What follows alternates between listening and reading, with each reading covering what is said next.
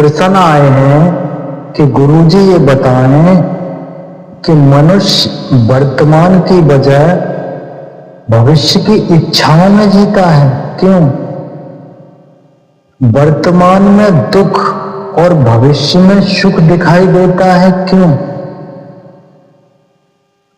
इस बात से इतना ही पता चलता है कि आप अभी पूरी तरह से समझदार नहीं हैं, अभी नासमझ हो, अभी कच्चे हो, अभी जीवन की आग ने पकाया नहीं है तुम्हें।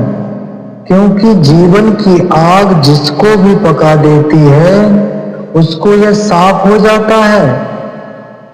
क्या साफ हो जाता है? एक बात साफ हो जाती है कि भविष्य में सुख देखने का अर्थ ही यही है कि वर्तमान में दुख है, इसलिए भविष्य के सपने सुखद मालूम पड़ते हैं। मान लो एक भिखारी जो दिन भर भूखा रहा हो, वो रात को सपने देखता है भोजन के, लेकिन जिस व्यक्ति ने भरपेट भोजन किया हो, क्या वो भी रात को सपने देखता है भोजन के? नहीं, क्योंकि जो तुम्हें मिला है उसके तुम सपने नहीं देखते हो, और जो तुम्हें नहीं मिला है उसी के तुम सपने देखते हो। इसलिए तुम्हें अपना वर्तमान दुख से भरा हुआ लगता है और तुम इसे भुलाने को, अपने मन को समझाने को, मन को रिझाने को तुम अपनी आंखें भविष्य की ओर लगाए रहते हो। कोई सपना देखते रहते हो कि कल सब ठीक हो जाएगा। उस कल की आशा में, कल के भरोसे में तुम आज के दुख को झेलते रहते हो। मंजिल की आशा में रास्ते का कष्ट तुम्हें कष्ट मालूम नहीं पड़ता। तुम्हें लगता है कि हम पहुंचने के करीब ही हैं, हालांकि वह पल कभी आता नहीं है। आज जिसको तुम आज कह रहे हो वो भी तो कल कल था। इस आज के लिए भी तुमने सपने देखे थे, वह पूरे नहीं हुए। ऐसा ही पिछले कल भी हुआ था और पिछले कल भी हुआ था, और ये आगे भी होता रहेगा। अगर तुम्हारा आज दुख से भरा हुआ है तो कल सुखपूर्ण कैसे होगा? क्योंकि इस आज से ही कल निकलेगा, इस आज से ही कल का निर्माण होगा।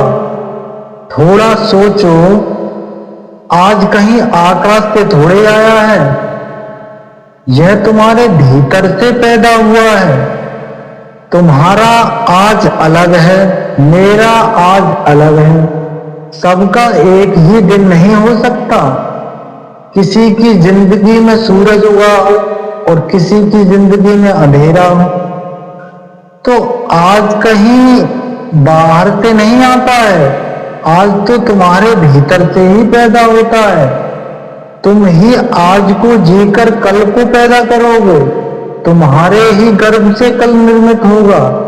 इसलिए इस आज को इतने आनंद से जियो, इतनी मस्ती से जियो कि तुम्हारे भीतर निर्मित हो रहा कल वो भी रूपांतरित हो जाए, वो भी आनंद से भर जाए।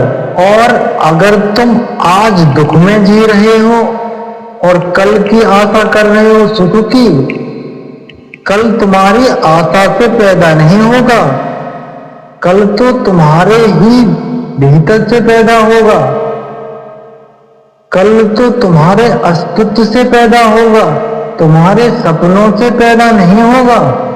मान लो एक माँ बीमार है और उसके गर्भ में एक बच्चा है और शरीर कमजोर है, रुग्ण है।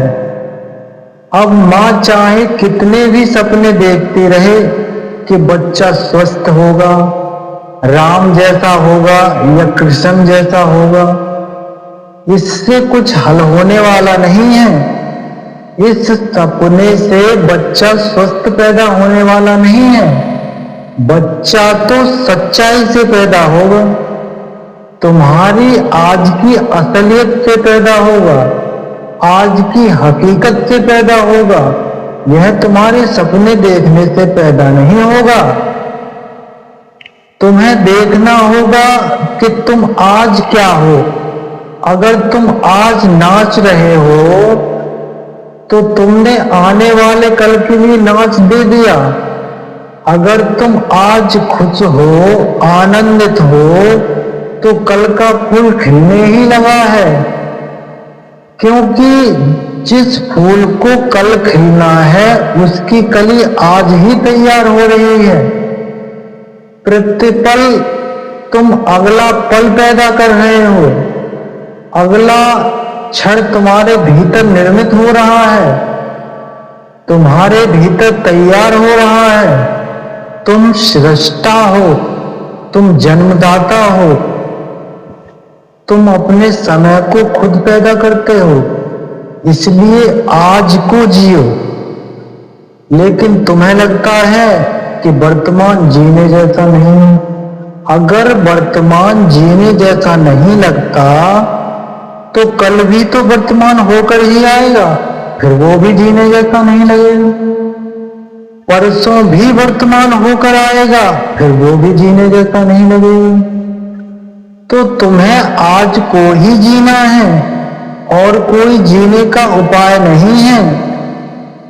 फिर जीने जैसा लगे या न लगे इससे कोई फर्क नहीं पड़ता है। जीने का और कोई ढंग है ही नहीं। जीना तो आज को ही होगा। कल के बुलावे में मत पड़ो, क्योंकि कल के बुलावे ने बहुतों को डुबोया है। आज को जियो, इस पल को खाली मत जाने दो। यह पल एक अवसर है, इसे तुम ऐसे ही मत गवा देना। इस पल का रस ले लो, इसे भोग लो, इसका स्वाद प्राणों में उतर जाने दो। निचोड़ लो इसे, इसका रस जरा भी छूट न जाए।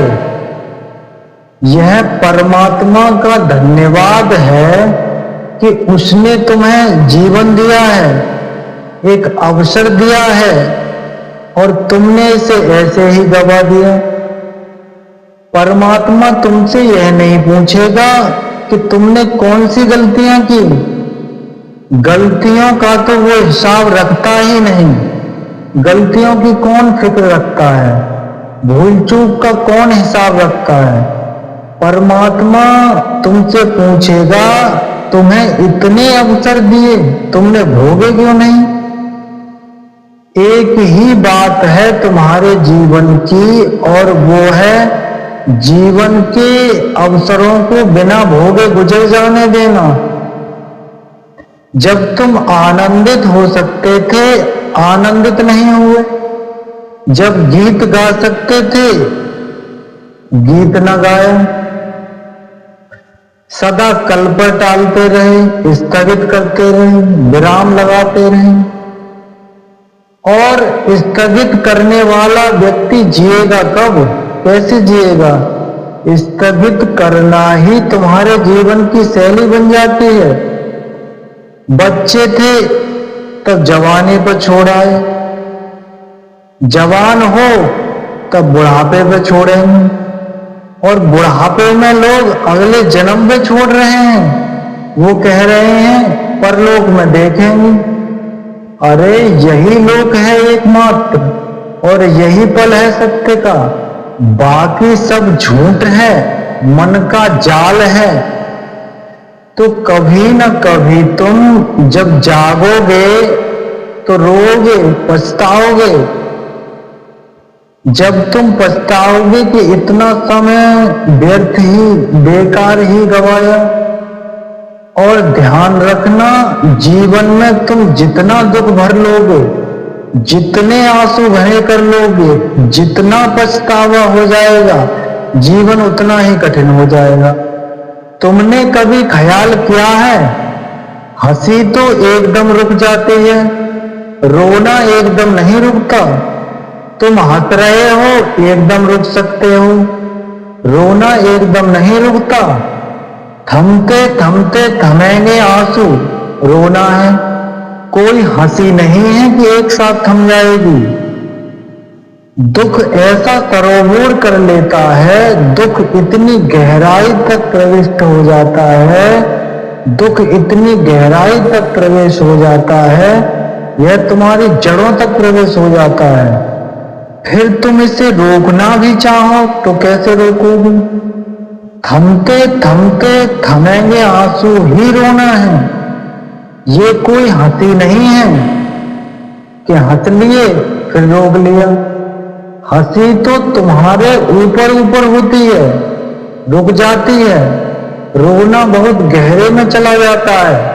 रोना तुम्हारे जीवन को हर तरफ से पकड़ लेता है, जकड़ लेता है।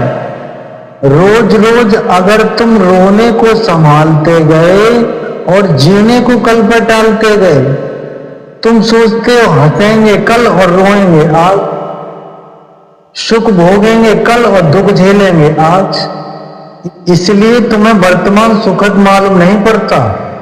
सुखद वर्तमान क्यों नहीं है? इसलिए नहीं है क्योंकि कल भी तुमने सपने देखे थे आज के, और कल का दिन बेकार में व्यर्थ में गवा दिया। जिसमें आज का दिन सुखद हो सकता था, जिसमें आज की आधारशिला रखी जा सकती थी, जिसमें आज के फूल के लिए कली का निर्माण हो सकता था, कल तुमने व्यर्थ ही गवा दिया। इसलिए आज दुखद मालूम पड़ता है और तुम आज को भी व्यर्थ गवाओगे क्योंकि तुम्हें कल का सपना अच्छा मालूम पड़ता है।